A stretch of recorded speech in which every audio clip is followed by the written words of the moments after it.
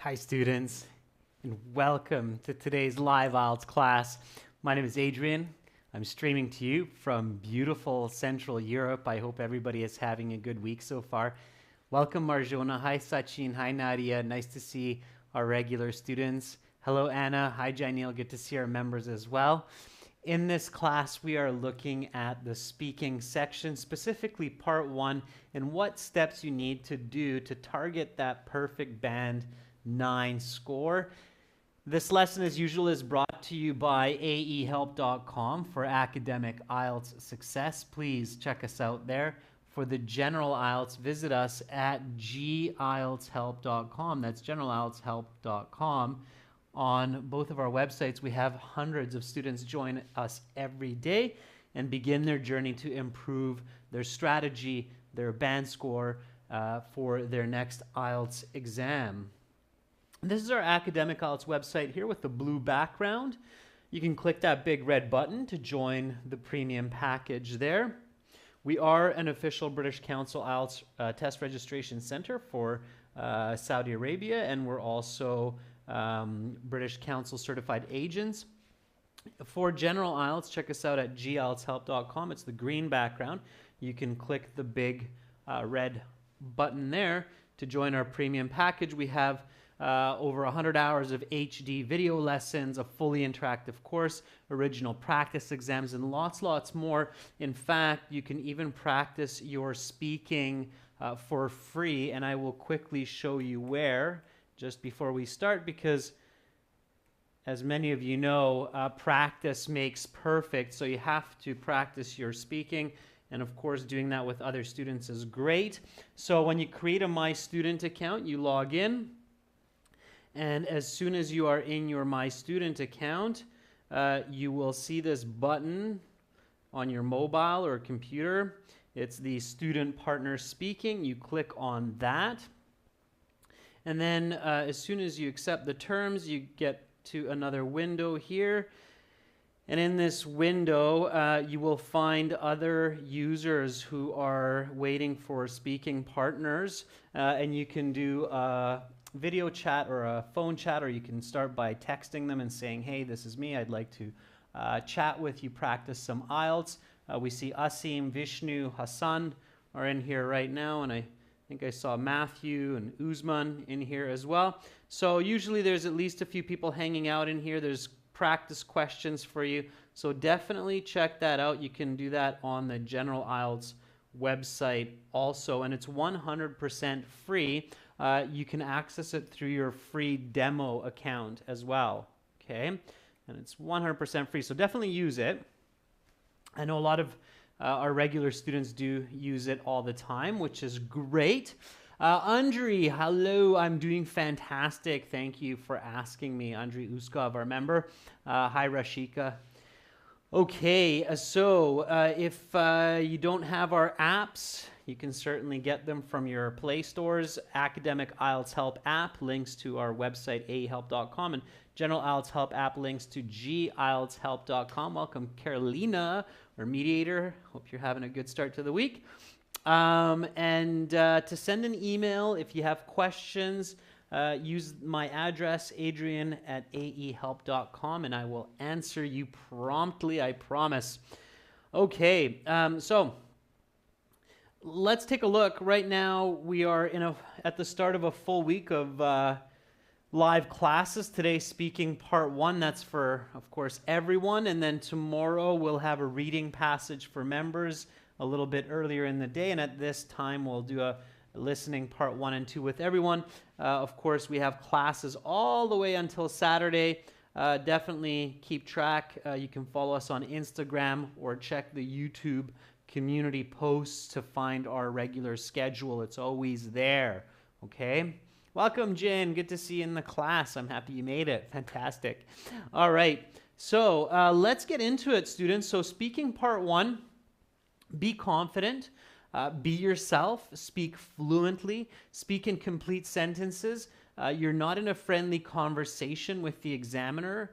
You are there to show your best English. That's the key. So the best English that you can produce. So what you're doing here is you're producing professional English communication to your best ability. Okay, hi Eugene, Panda Cat. All right. So basically, your IELTS speaking interviews start the same, whether you're wearing a mask, doing it through the computer, or hopefully soon you won't need to wear the mask or use the computer, but you can sit again face to face. That is ideal. So hopefully by the time summer rolls around, we'll be getting into that direction. And then you will see the examiner. Now, the examiner could be young, could be old, could be a male, could be a female, could be British, could be Australian, could be somebody from India with really good English, or somebody from Brazil with really good English. So they don't have to be a native speaker. There's no guarantee they're going to be a native speaker, but they will certainly have excellent English. Okay, so that's for sure. That's why it's a good idea to practice with different people with different accents.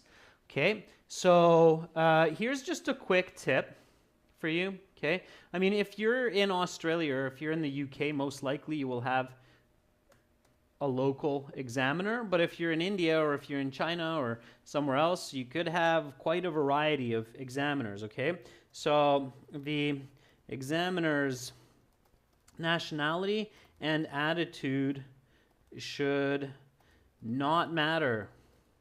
You are there to do a job. Okay, so sometimes students complain that, oh, my examiner was a little bit grumpy, or they had this really serious look, they made me feel nervous, or, oh, my examiner had a New Zealand accent, I couldn't understand them. So that shouldn't matter, okay? You're there to do a job. What is your job? That's my first question here. Yes, Raghav, they do record your speaking, especially because if you ask for a remark, they listen to the recording to give you a remark. Okay, so they always record it for quality assurance and for remarking. So your speaking interview will always be recorded. Yes, absolutely. Okay, just like when you call a company and they say, we record this phone call for quality assurance and customer service purposes. Okay, so what is your job? What are you there to do? You're not there to get angry about the examiner. You're not there to be nervous. Yusuf, yeah, all of these live sessions are recorded and you can see them on YouTube later. Okay? Yeah, exactly, Carolina. It's just what I said. So you're there to do your best and show your top level of English.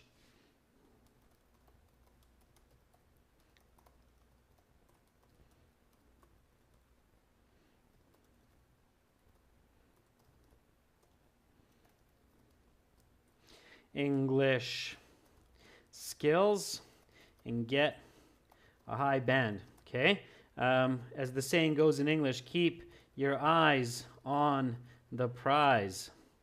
Okay, so don't let go of that. Keep your eyes on the prize. That's what you're there to do. All right. Sammy says, think about them like they're your grandfather, your grandmother. They love you. They're not going to judge you, but you need to speak respectfully, clearly, loud to them with details so they understand you. Yeah, thinking about the examiner as your grandfather or your grandmother is excellent advice. I agree, Marasa, 100%. Okay, so let's warm up. Let's get into this a little bit. I know a lot of you are anxious to do so. Let's start with, may I see your identification? That's usually the first question. So let me just hop that up to the top here. Usually they'll ask for your ID, even before they ask for your name, because if you don't have your identification, it doesn't really matter who you are. You can't sit the exam, okay? First question, may I see your identification, please? Okay, you come into the room or you start the video chat, and for the video chat, it's a little bit different. They probably already have your ID, so they don't start with that. They will introduce their names.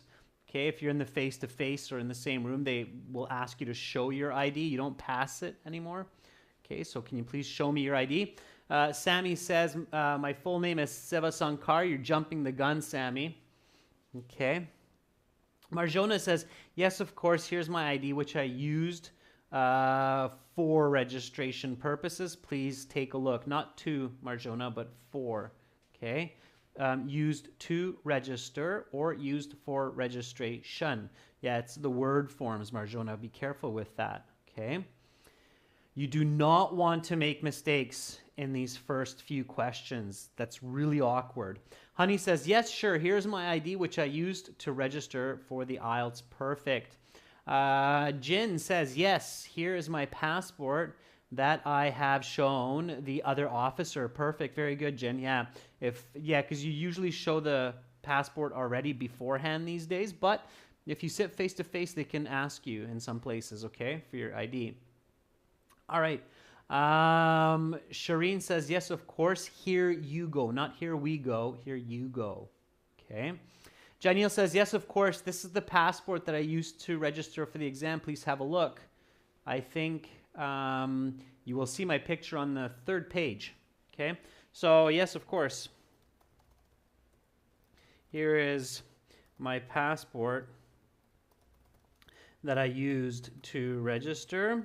You will see my picture and details on the, I think it's, usually the 3rd page, if I'm not mistaken, in most passports. Anyway, that's nice fluent language, okay?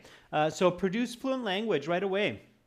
Remind yourself that you want to be professional, okay? You want to sound professional. You can do that by producing professional language and assisting the examiner, right? And sometimes, people are flipping through the passport. Where's the picture? So here we go. Repeat after me. This is speaking, everyone, so don't just listen. Speak and repeat. Copy my pronunciation. Copy my intonation. My pronunciation is West Coast North American, specifically Vancouver, Victoria, Seattle area. Okay, so think about that when you're listening to my accent. It's a good accent. It's nice and crisp. It's clear. It's a good accent to pick up. Okay, so make sure to speak and repeat. Yeah, usually most West Coast, East Coast, US, Canadian accents are quite clear and crisp. So they're the ones you hear in most movies as well. Hollywood is just down south of where I live. And a lot of movies are made in Vancouver and Victoria as well. So it's a very familiar kind of accent pronunciation for many of you who like watching those Hollywood films. All right, so here we go. May I see your identification? Again, repeat after me. Repeat questions too.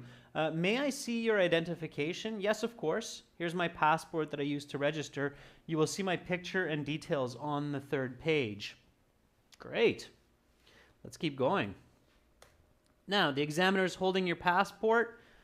What is your full name? So what is your full name? That's the next question coming up because they want to know your name and probably your nickname as well. So what is your full name?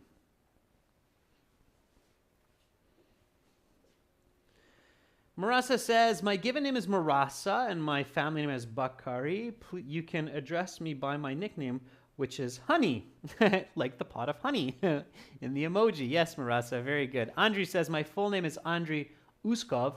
Please call me by my first name, Andri. Not is, just please call me by my first name, Andri. Laura, in some places, national IDs are accepted. In some places, only passports are accepted. During your registration process, you will see the choices that are available for your part of the world, okay? So you can select, if you're registering online, what kind of ID you can use or you want to use, okay? All right, Naresh says, my given name is Naresh and my family name is Chadari. Please call me Nur, okay? For short, it's Nur for short, for Naresh, okay? Hejin says, my name is Hejin O, but people usually call me Jin for short. Please do the same. Okay, so in this case, Jin, just instruct your examiner to do the same. That's how it would naturally finish in a conversation when you're meeting someone. So my name is Hejin O, but people usually call me Jin for short. Please do the same. I feel comfortable being called Jin. Okay, all right. So my full name is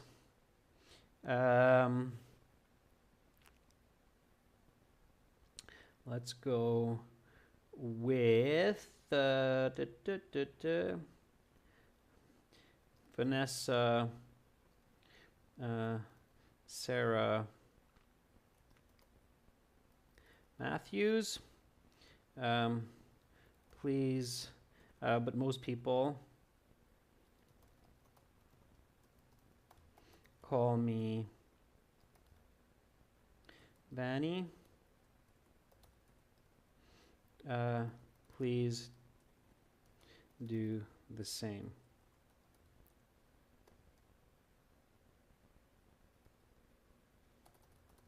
Okay, so here's an example of that, okay? With a request. So what is your full name? Again, speak and repeat, everyone. So what is your full name? My full name is Vanessa Sarah Matthews, but most people call me Vanny for short. Please do the same, okay? And you can even say, it makes me feel comfortable.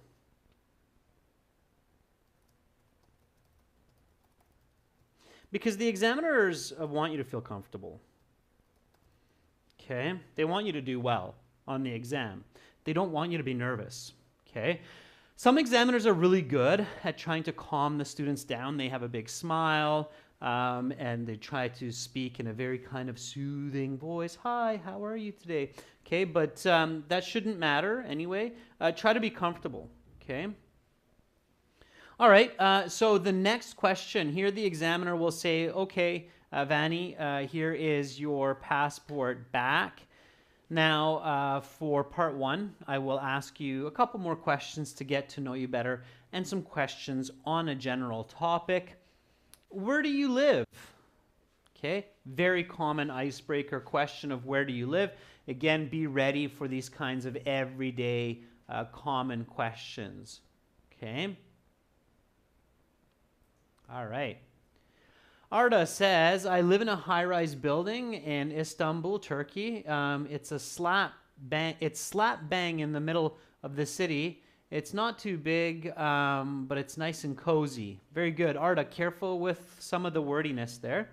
Okay. Jainil says, I reside in a 2-bedroom flat on the 3rd floor next to Tapi River in the heart of Surat, which is the diamond city of India. I live there with my parents. Jainil, very nice. Nicely done, okay. A couple of slight corrections. Pay attention to that. Then Nan says, I was born in Haiphong, but now I live and study in Hanoi, which is the capital of Vietnam. Okay, Then, nice. Maybe include the micro as well. So where exactly do you live in Hanoi? Do you live downtown in a big building? Do you live in the suburbs in a flat or in a house? So maybe include that as well. So when you're thinking, students, and when you get stuck, one point that will help you is think about the macro, okay, like country and city, and think about the micro, okay? And many of you have learned this from my previous lessons as well, like the building, okay, and exact part of town, okay? So I live in a 2-bedroom flat about a kilometer from the magnificent Danube River in the heart of Budapest, which is the capital of Hungary, of course. Okay, so here I'm going from micro to macro, and that actually makes speech interesting if you go micro to macro, macro to micro, so you can kind of switch that up sometimes to have your communication be a little bit more interesting, more original and pleasing to listen to, okay? So think micro to macro, macro to micro, and you can always think about that for many of these questions, okay? All right, so here we go. Repeat after me. Where do you live? I live in a 2-bedroom flat about a kilometer from the magnificent Danube River in the heart of Budapest, which is the capital of Hungary, of course. Okay. And do you have any hobbies?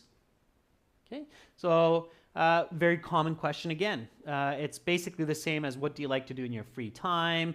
Do you like to do any kinds of leisure activities, or what kinds of leisure activities do you like to do? So again, very common question. Make sure to have a good answer for this one. Now, students, obviously I can't read everybody's response, but that's totally fine. Keep practicing, keep writing. I will try to catch different students at different time, and make sure to not just write, but also say what you're writing, okay?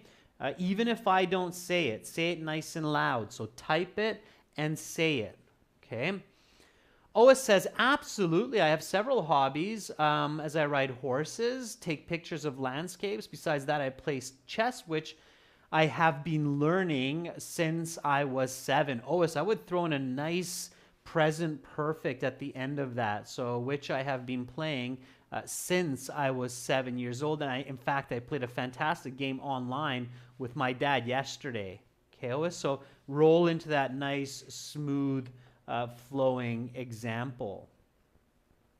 All right.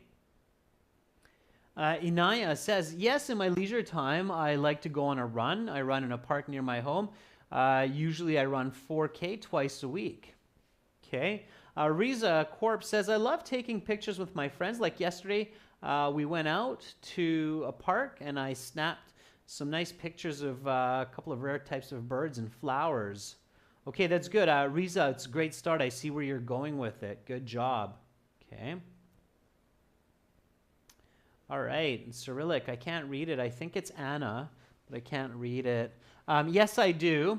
I adore playing the guitar and learning new English words. Actually, I spent on the former more time, and the latter I'm focusing on nowadays, especially for studying and for work. Okay.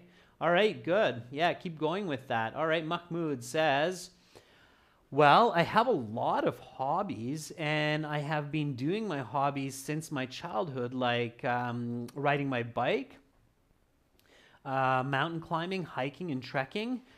Just last Tuesday, I climbed a 1,600-meter peak, and it was really refreshing to get to the top. Okay, Mahmoud, good. Put that smooth flowing example in there as well, all right? That smooth flowing example in there.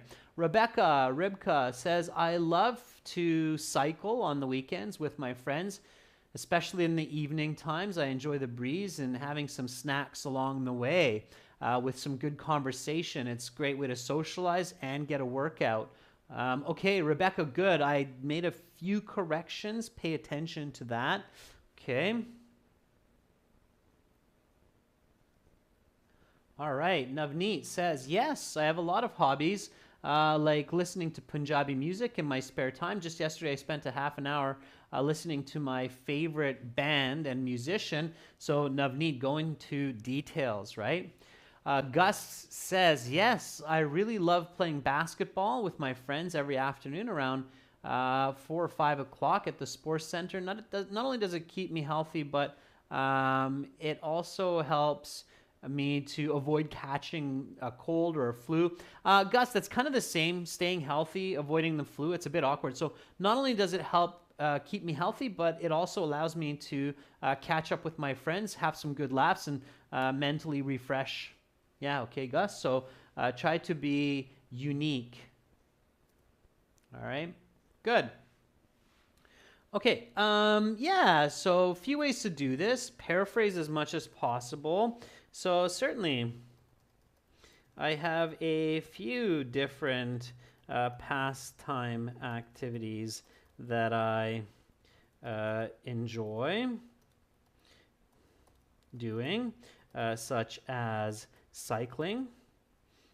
I went for a great 2-hour ride just yesterday with my roommate. Also, I love playing the guitar. I'm currently learning some Nirvana songs, and whenever I have a bit of time in the afternoon, I love to cook. I made a really delicious green curry for my friends on the weekend. Okay, so notice all of the answers and explanations. Now you want to be nice and smooth with this. So again, details. I'm just coming up with this. Everything that you see here, I just made it up while I was typing, okay? So just lots of visualization. I'm mixing reality with fiction. I love playing around with the guitar. I can't really play it all that well, but if I could, I would probably learn some Nirvana songs. I do love to cook, and I do make green curry sometimes, but I definitely didn't make any last weekend, and I don't really have roommates. I live with my wife and daughter, so that I'm just making up, but I did live with roommates during university, and so I can add in that visualization. I certainly love riding my bike. I haven't been doing it recently, but I'm looking forward to doing that when I get back to Canada in March. So, so these are just kind of a mishmash of reality and fiction, okay? And again, with practice, you can do that very fluently. So repeat after me. Do you have any hobbies? Certainly. I have a few different pastime activities that I enjoy doing, such as cycling. I went for a great 2-hour ride just yesterday with my roommate. Also, I love playing the guitar. I'm currently learning some Nirvana songs. And whenever I have a bit of time in the afternoon, I love to cook. I made a really delicious green curry for my friends on the weekend. Okay, sounds believable. Why not, right? Okay, so lots of quantitative language. Notice how when you give an answer like this, you can literally see me. So you probably visually see me cooking the green curry, and you probably see me riding my bike, right? So be visual. That will definitely help your score. The more your listener can see what you're saying, the better your band score will be, okay? So targeting band 9 definitely involves a lot of visual language, okay? All right. So after your warm-up session and your icebreakers, the examiner will introduce some kind of a topic like, okay, let's talk about helping people. Okay, so as soon as you hear the word helping, what other words should kind of pop into your brain? Okay, so there's your brain. Your brain has lots of great ideas going off. Okay, bing, light bulb. And you're thinking of words with this concept. Okay, so Janelle says support. Honey says empathy. Okay, empathy, support. Yeah, those are good words, right? So immediately these words should be rushing through your mind. Mark, you're very welcome. Okay, assist, advice, Danya, very good. So assist, advice. And I highly recommend doing this kind of association at home, okay? Need, giving hand, helping hand, lend a hand, right? That's a good one. Lend a hand, which is a nice idiom for helping, okay? Jen says communicating, okay? Charity, donation, yeah, right? So all of those words, okay? So that's what you should immediately be thinking. Play association games for sure when you're learning English, and that will absolutely help you to be more fluent, give better answers, have more lexical resource. Okay, so good, good, good. All right. So questions can be a little bit bizarre sometimes, and so I like to ask some bizarre questions too. Even in part one, some of the questions are like, oh, what? Okay. Here's a kind of an interesting question. When do you ask a person for help? Now it's about you. So when do you ask a person for help? Okay. When do you ask a person for help? Rashika. Okay, think about that. Alex says, well, I ask for help rarely. I feel it's awkward to ask people for empathy unless they are my friends or relatives. For instance, last week I asked my cousin to lend a hand buying some medicine for my grandfather. Okay, Alex, very good. Watch the end there. It's a little bit off. Okay. All right. Tark. Thank you, Sammy. Tark says, where was Tark? Ooh, lots of answers. That's great. Tark says, I ask for help when I have difficulty in solving my problems. For instance, if I can't solve a math problem, I definitely ask my friend to give me a hand.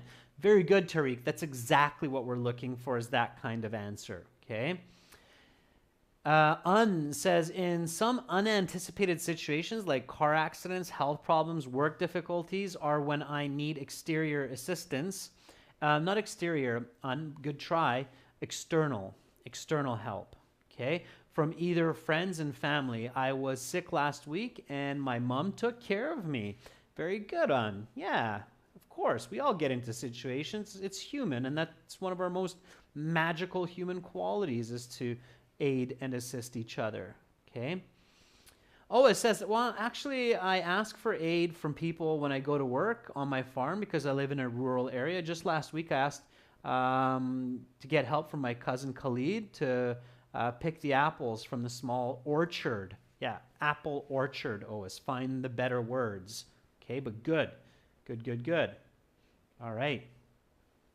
Thingy says, I usually ask my friends or local people, my peers, not local people from my age, Thingy, but peers. Let's try that again, okay, Thingy? So I usually ask my friends and peers to help me study because I love programming, and sometimes I get into some really tricky situations.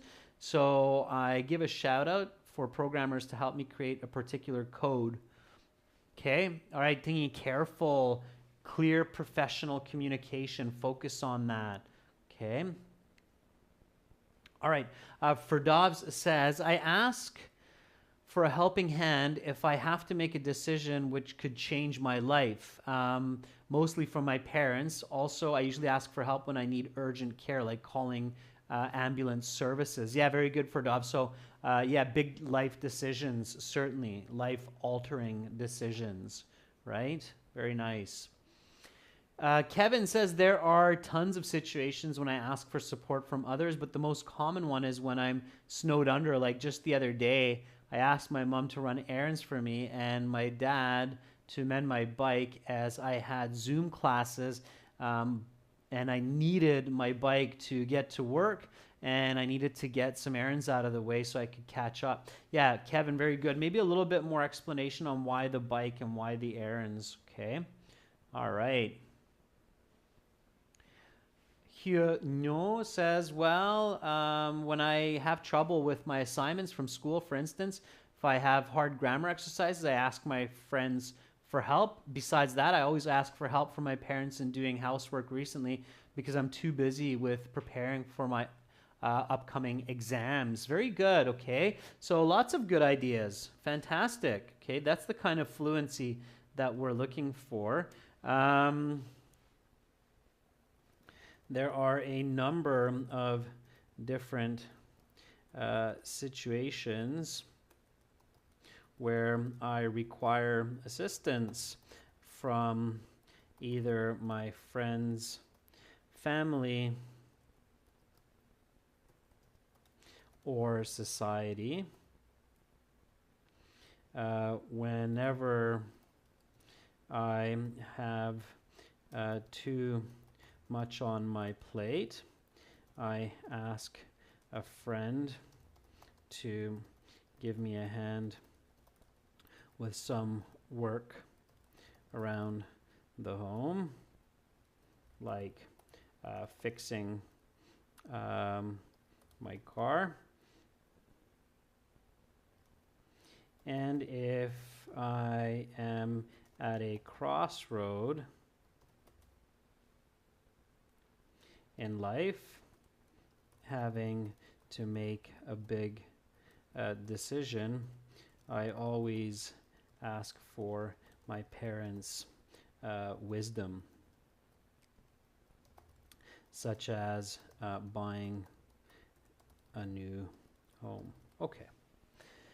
All right, so I'm drawing a little bit on what you are saying as well, okay? And just kind of ramping up the vocabulary, the grammar, to give it that extra level of advanced, native, natural communication.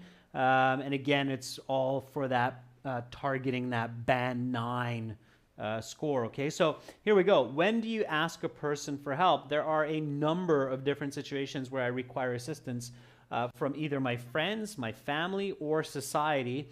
Whenever I have too much on my plate, I ask a friend to give me a hand with some work around the home, like fixing my car. And if I'm at a crossroad in life, having to make a big decision, I always ask for my parents' wisdom, such as buying a new home. Okay? So nice fluency, some good ideas. All right, next question. How often do you help another person? Okay, these are very, very kind of typical, simple questions. Usually part 1, notice they're about, like 5, 7, 8 words, maybe 10 words per question. So they're very clear usually, and they're asking about you. Okay, so how often do you help another person? All right. Sammy says, I always help my wife at home, like cooking and preparing food. Apart from that, I generally lend a hand to my colleagues when there are difficult situations, like needing some advice when they are at a crossroad. Okay, good, Sammy. Way to apply the new vocabulary right away. Yeah, very good. Okay. Arda says, I reckon I'm a helpful person and I always try to help people whenever I'm available. For example, I'm a good student at school, so I give a hand to my friends with their math problems. Okay, so Arda, again, at the end, be careful there. All right, Tariq says, I believe helping others is human responsibility, especially the elderly.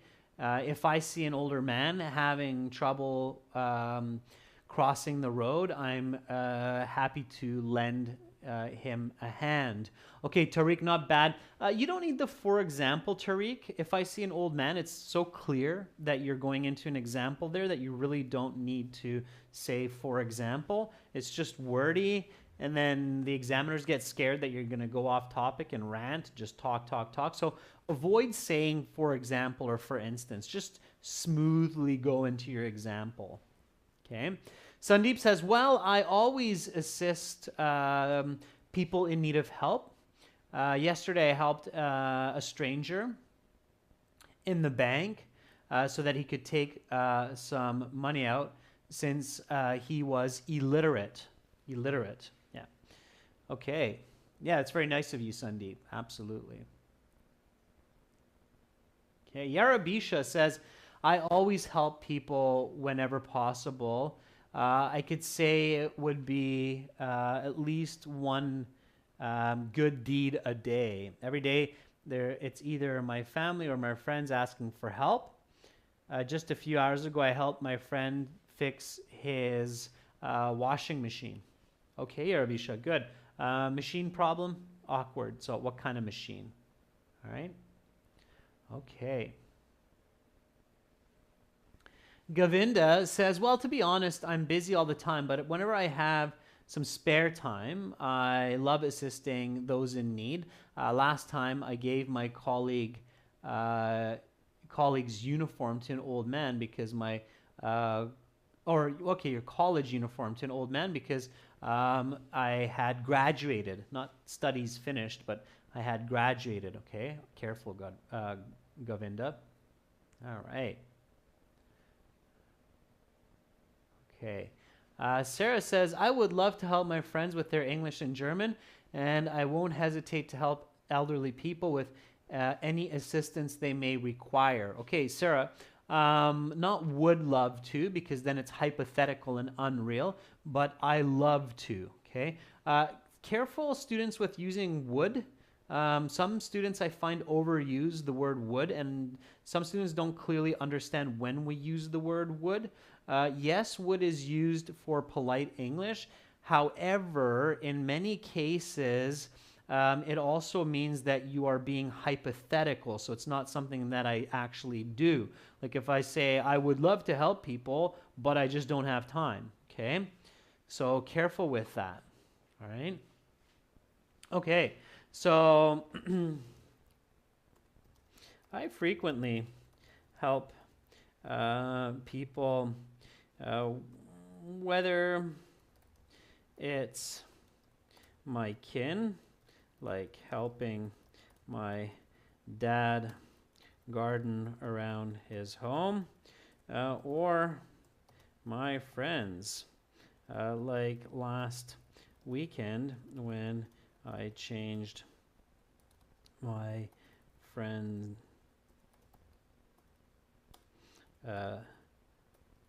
Doug's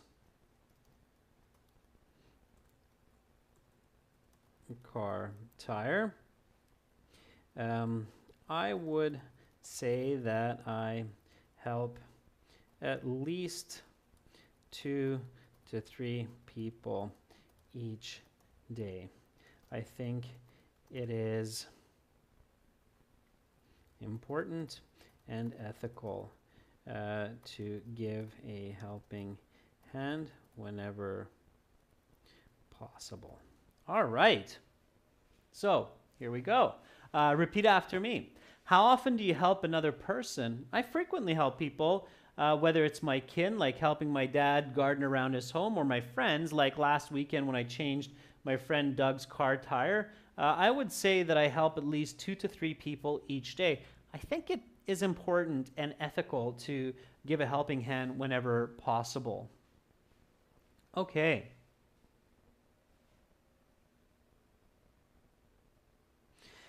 Next question. Here we go. Location. Where are good places for you to seek help? Give me a nice full sentence answer for this one. So, where are good places for you to seek help? Okay. So think of location. Doesn't have to be physical. Again, think broad. Okay. So where are good places to seek help? Ferdov says the most common venues for me to seek a helping hand are banks, so I can borrow money and invest it. My parents' home, they never regret if I need help. Mosques, there I seek emotional support. Like last month, I borrowed, very good for Dobbs. So you're thinking financial help, you're thinking spiritual help, and you're thinking information help. And that's very clever for Dobbs. Very nicely done. Okay. I love that range. That's great. It's good communication. Okay. Because, of course, we need different kinds of help, and different kinds of help, there are different locations to get that help. So that's some quick, clever thinking for Dobbs. Very good. Thumbs up. All right. Sandeep Yadav says, well, I think there are innumerable places such as railway stations, bus stands, public gardens, public administrative buildings where people are always ready to aid a person who needs help. Yeah. It's okay, Sandeep, but the question is places for you. So not people in general. It's not a part 3 question. It's actually asking of where do you usually seek help. Okay, so where are the locations that you seek help? All right. Dhruv says, well, it depends on the situation. Like if someone's injured in an accident, it's better to contact a hospital, ambulance. If it's personal problems, it's good to call our parents. Okay, Dhruv, same thing. It's about you. So say, well, if I need medical assistance, I seek help from my family physician at the hospital. If I need help with my schoolwork, then I go to school to find someone who is an expert and can help me out, my university. Also, there's another place that I haven't seen yet, and I don't want to spoil it. Let's see if anybody came up with it. Where's another place to seek help? Surprised nobody's written it yet. Okay, again, think outside the box. All right. Jin says, in my situation, my university is one of the great places for me to get help. As an international student, the university provides information broadly, learning advice, and counseling. All right, so that's kind of what I was saying, yeah. Abhijit says, well, it depends on the kind of situation. If I need some motivation, I watch some inspirational videos or talk to my parents. They encourage me a lot. Yeah, that's okay too. Still looking for that other place where many of us get help every day. Okay, Alpha Forest says, usually when I need help with technology and shopping, I reach out to tech support. While booking hotels, I get advice from hotel reception and travel agencies. Okay, all right, so yeah, here an it depends on the situation is a good start. If I need medical assistance, I go to the local clinic. However, if I need help with my schoolwork, I go to my university campus to seek the advice of my peers and professors. And, of course, another place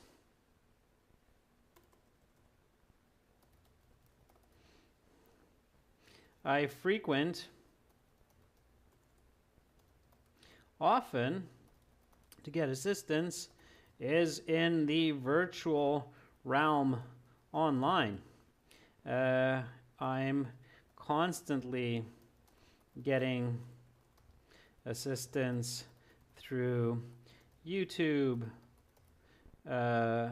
forums, and blogs, right? The virtual world. That's what I was thinking about. It's another place where many of us get help. In fact, many of you are actually, believe it or not, here with me in Europe, getting some help with your IELTS. So the virtual world, don't forget about that. It's there to help you. So where are good places for you to seek help? Well, it depends on the situation. If I need medical assistance, I go to my local clinic. However, if I need help with my schoolwork, I go to my university campus to seek the advice of my peers and professors. And of course, another place I frequent often to get assistance is in the virtual realm online. I'm constantly getting assistance through YouTube's forums and blogs with my English, my shopping needs, and even with the hobbies that I mentioned earlier. Okay, students, so here we have a few more questions. Why is it important to help people? Have the way people help each other changed compared to previous generations? And if you could change one part of society to help people, what would it be? I will leave these last three questions for you to practice with each other, because of course another really great place to get help is on our website in that student partner speaking section there, and you can click on that and begin speaking with other people. And for general IELTS, go to gieltshelp.com, click that big red button and get some help there. So those are other places. These are the questions. Practice these, practice the skills that I just showed you. Tomorrow I will be back, worry not, and I will help you further, members, with reading, and we'll do listening part 1 and part 2 for everyone. Again, if you like this class, if you want HD video lessons, definitely check us out, everybody. aehelp.com for academic IELTS, gieltshelp.com for general IELTS. It's worth a couple dollars to save yourself a lot of stress and anxiety. Thank you so much, everyone, for hanging out with me today. And I hope you have a wonderful rest of your day. If it's late in your country, get some rest. Have a snack. Enjoy life. Stay safe. Much love to all of you. I'm Adrian, signing out from Budapest for now. Bye, Catherine. Bye, Jin. Bye, Brakrat. See you tomorrow.